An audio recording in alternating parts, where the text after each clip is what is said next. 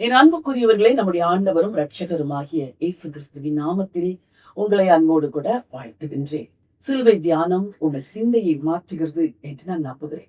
வேதத்தின் பல பகுதிகளிலிருந்து கிறிஸ்து இயேசுடைய பாடு மரணத்தை குறித்து நாம் தியானித்துக் கொண்டிருக்கிறோம். இன்றைக்கும் சங்கீதத்தில் ஒரு வசனத்தை எடுத்து உங்களோடு கூட பகிர்ந்து கொள்ள விரும்புகிறேன்.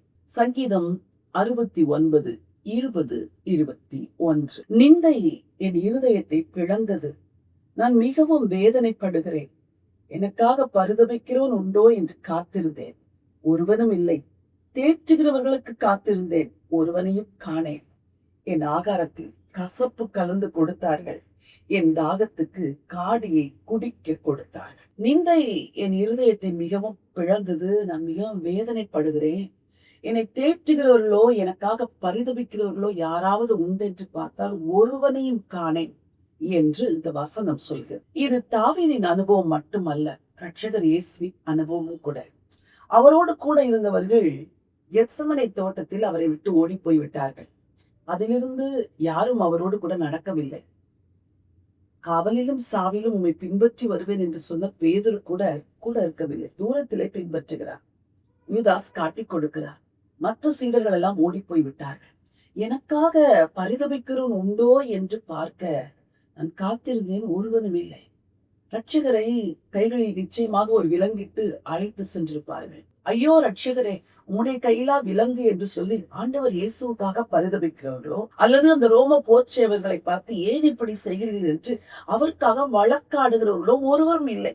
அதிபதிக்கு முன்பாக கொண்டு நிறுத்தப்படுகிறார். அங்கும் அவர் பட்சம் பேசுவதற்கு ஒருவரும் இல்லை. லோன்லினஸ்.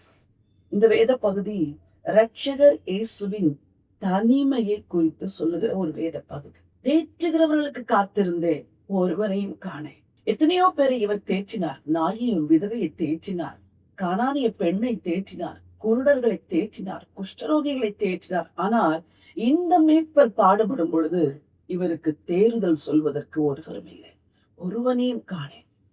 இன்னைக்கு தனிமையில் வாடுகிறீர்களா? உங்களை தேற்ற யாரும் இல்லாது இருக்கிற நிலைமையில் இருக்கிறீர்களா? எல்லாரும் துரோகம் செய்ததை போல உணர்கிறீர்களா? தேற்ற வேண்டிய பிள்ளைகள் தூரமாய் நிற்கிறார்களா? உங்களை ஆற்ற வேண்டிய பெற்றோர் பட்சத்தில் இல்லையா? தனிமையில் இருக்கிறீர்களா? இரட்சகரை நோக்கி பாருங்கள், ஒருவனையும் காணேன். உங்களோடு கூட இருக்கிறவர் அவர் ஒருவர் மாத்திரமே.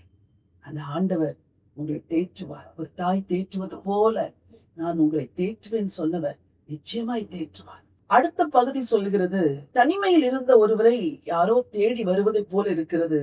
தாகமாய் இருக்கிறேன் என்று சொன்ன இரட்சகருக்கு தாகத்துக்கு யாரோ தண்ணீர் கொடுக்க வருகிறார்கள் என்று பார்த்தால் என் ஆகாரத்தில் கசப்பு கலந்து கொடுத்தார்கள், குடிப்பதற்கு காடியை கொடுத்தார்கள்.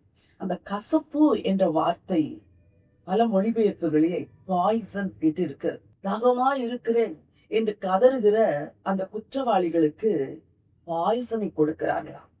கூடவே அந்த வேதனை நீங்கும்படி காடியை கொடுக்கிறார்களாம். ஆங்கிலத்தில் வினிகர் என்று சொல்லி இருக்கிறது. கசப்பு, புளிப்பு, குடிக்க முடியாத காரியம். யாருக்கு? தாகமாய் இருந்தவருக்கு. தேற்ற ஒருவரும் இல்லை. இவர்கள் தேற்றுவார்கள் என்று நினைத்தவர்கள் கூட விஷத்தையும் கசப்பையும் குடிக்க கொடுத்தார்கள். வாழ்க்கை கசப்பா இருக்கிறதா? தேற்றுவார்கள் என்று நினைக்கிறவர்கள் எல்லாம் கசப்பான காடியை உங்களுக்கு கொடுக்கிறார்களா? ஒரு இரட்சகர் கூட இருக்கிறார். அவர் உங்களை ஆற்றி தேற்றுவார்.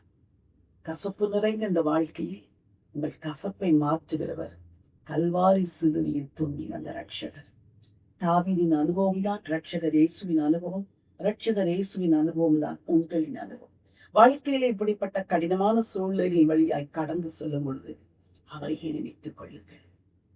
அவர் இப்படி தேற்றுவார், ஆற்றுவார், கசப்புகளை மாற்றி போடுவார். விஷத்தை கொடுத்து துரோகம் செய்கிற மக்கள் மத்தியிலே நான் இருக்கிறேன் உனக்கு என்று சொல்லி கூட நிற்பார்.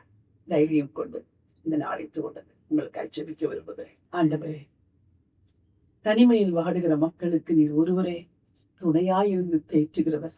இன்றைக்கும் ஆண்டவரே, யாராவது என்னை தேற்றுவார்களா என்று சொல்லி காத்திருக்கிறவர்களுக்கு எந்த தேர்தலும் ஆறுதலும் இல்லாமல் தனிமையே சொத்தாக மாறிவிட்ட இந்த நிலைமையில நீர் இவர்களை தேற்ற வேண்டும் என்று ஜெபிக்கிறேன், ஆற்ற வேண்டும் என்று சொல்லி ஜெபிக்கிறேன். ஐயா, ஆகாரத்தில் கசப்பு கலந்து கொடுத்தார்கள், குடிப்பதற்கு காடியை கொடுத்தார்கள் என்று வாசிக்கிறோமே.